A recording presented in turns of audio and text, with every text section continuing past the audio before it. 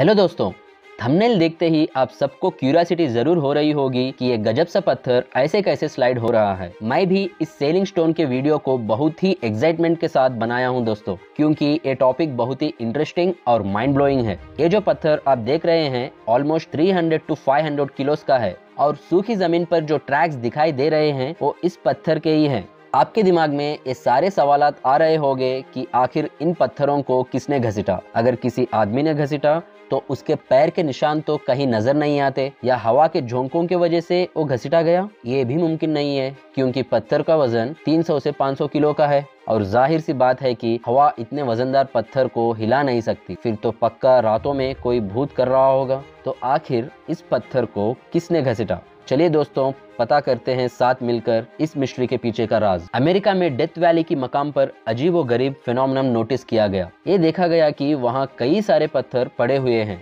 Death valley नाम के अनुसार ये सूखी जमीन जो आपको दिख रही है वो दोनों पहाड़ों के बीच में एक रिवर की है। 1915 में पहली बार एक आदमी जो माइंस एंड डिपॉजिट्स के रिसर्च में चलते चलते इस प्लेस को डिस्कवर किया था। उसके वजह से सारे जियोलॉजिस्ट ने इस प्लेस को रिसर्च करना शुरू किया। पहली बार 1948 में इन ट्रैक्स और पत्थरों के पिक्स को आर्टिकल्स में पब्लिश करके एक रिसर्चर ने सारी दुनिया को बताना शुरू किया कि इसकी वजह विंड है, लेकिन बहुत से लोग इसको नहीं मान रहे थे। एक बार 1970 में एक एक्सपेरिमेंट किया गया था। वांटेडली 30 स्टोन्स को इनिशियल पोजीशन पे रखा गया और 7 साल तक उन पत्थरों के पोजीशंस को स्टडी करते रहे। पहले सिर्फ 2 पत्थर मूव हो गए थे और वो भी सिर्फ विंटर में। समर में एक भी पत्थर नहीं हिल रहा था। बाकी के स्टोन्स भी इसी तरह सिर्फ विंटर में मूव हो रहे थे। इस ऑब्जर्वेशन के अनुसार ये बात तो कंफर्म हो गई थी कि स्टोन्स का हिलना सिर्फ विंटर में हो रहा था, क्योंकि कई सालों से सिर्फ एक्सपेरिमेंट हो रहा था और इसका रीजन नहीं पता चल रहा था। कई लोग मनगढ़ंत बातें करना शुरू कर दी। ये मानने लगे कि इस जमीन पर भूतों और आत्माओं का बसेरा है। दुनिया जो भी कर ले, साइंटिस्ट्स का काम तो होता है रिसर्च करके सही रीजन बताना। इस कारण 2000 में यूनिवर्सिटी ऑफ कैलिफोर्निया से ताल्लुक रखने वाले पैलेंटोलॉजिस्ट रिचर्ड नॉरिस ने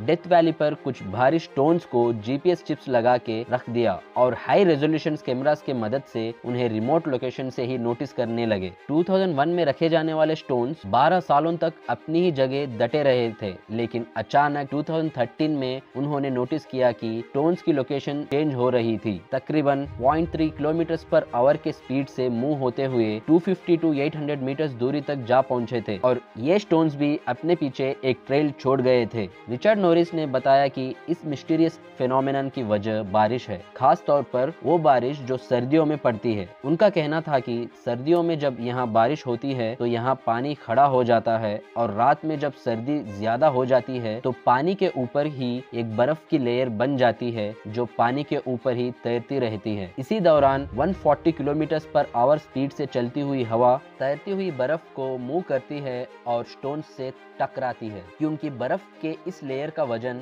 स्टोन से काफी ज्यादा होता है, तभी उन स्टोन्स को आसानी हिलाकर एक जगह से दूसरी जगह ले जाती है। जैसे ही पानी एवापोरेट हो जाता है कुछ ऐसा दिखाई देता है। इस सारे ट्रेल सीधे नहीं होते, बल्कि डाइवर्ट भी कभी कभी होते रहते हैं। इसकी वजह जिन स्टोन्स का बॉटम सरफेस रफ होता है वो सीधे जाते हैं और जिन स्टोन्स का बॉटम सरफेस स्मूथ होता है वो थोड़ी देर तक सीधे जाकर मुड़ जाते हैं। उम्मीद है कि फॉडू फैक्ट्स की इस वीडियो को आप भरपूर लाइक और शेयर करेंगे और आप लोगों के प्यार भरे कमेंट्स का बेहद शुक्रिया। मिलते हैं अगले शानदार वीडियो में।